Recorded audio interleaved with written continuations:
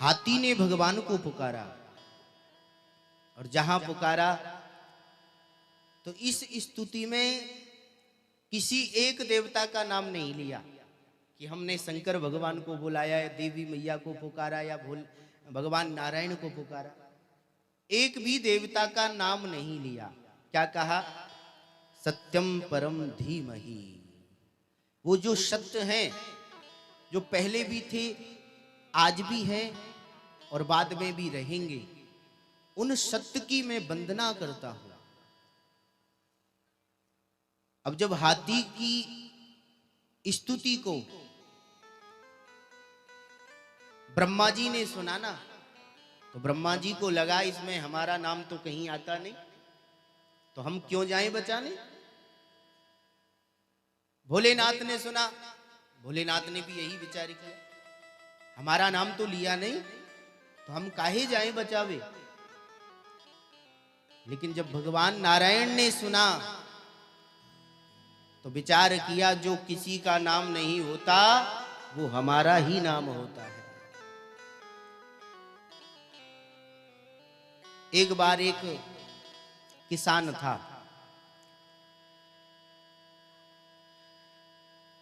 भैंस चराने जंगल में प्रतिदिन जाता था।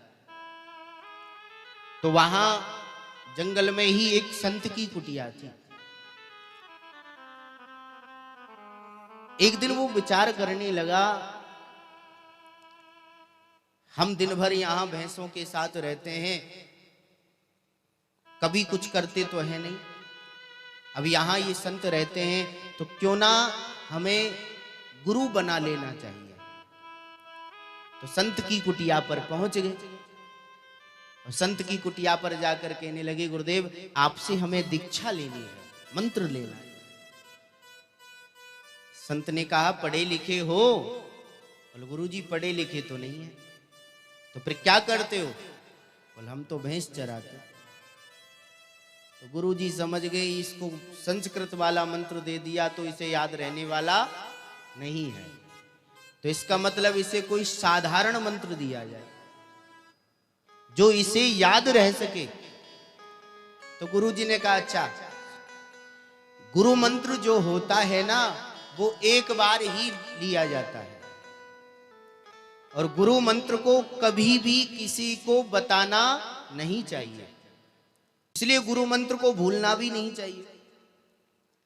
याद रख पाओगे मंत्र? तो कहता है, गुरुजी कोई सरल सा देना जिससे याद रह जाऊं, मुझे भूलने की आदत है, मैं बहुत जल्दी भूल जाता हूं। तो बेटा सरल मंत्र तो देंगे, लेकिन उसका जाप तुम हमेशा करते रहना, हमेशा जाप करोगे तो भूलोगे नहीं, ठीक है? दीजिए। गुरुजी ने कहा, जाओ तुम जय नरसिंह जपा करो।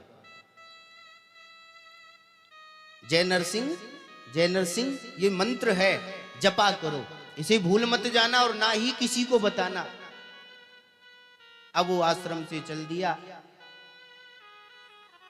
बैठ गया एक वृक्ष के नीचे, वहीं पर भैंस चल रही थी। बैठ गया, जय नरसिंह जपने लगा मन ही मन। तब तक उसकी पत्नी आ गई भोजन लेकर। पत्नी ने आवाज लगाई, सुनो। इशारा किया, लेकिन पत्नी नहीं मानी। फिर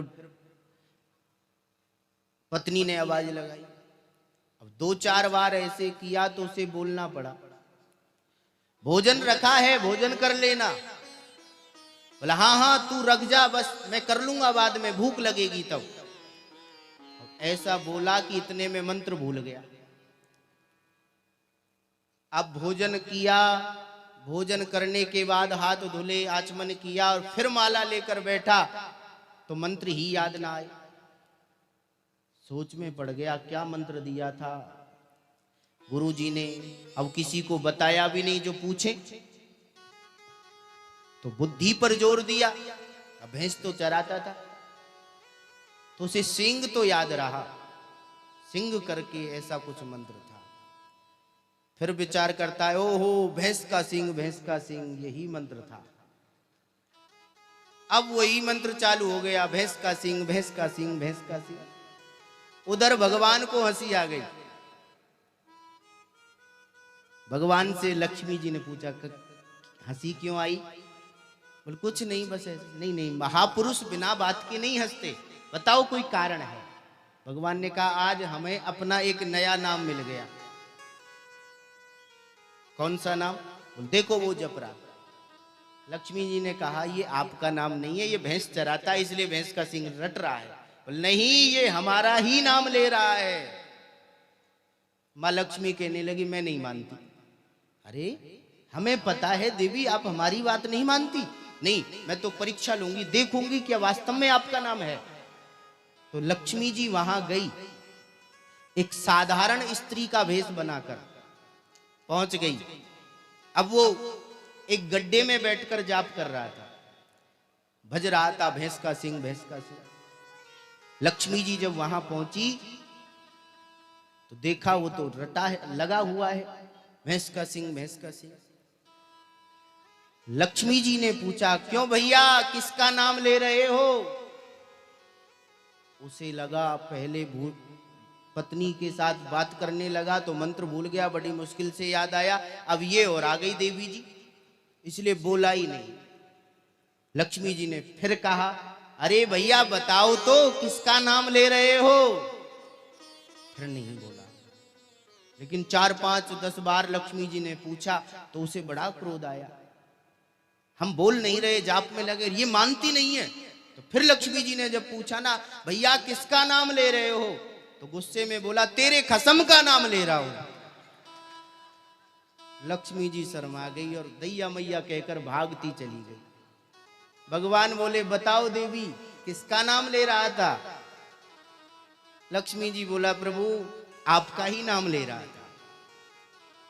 तो भगवान कहते हैं जो किसी का नाम नहीं है वो मेरा ही नाम है। और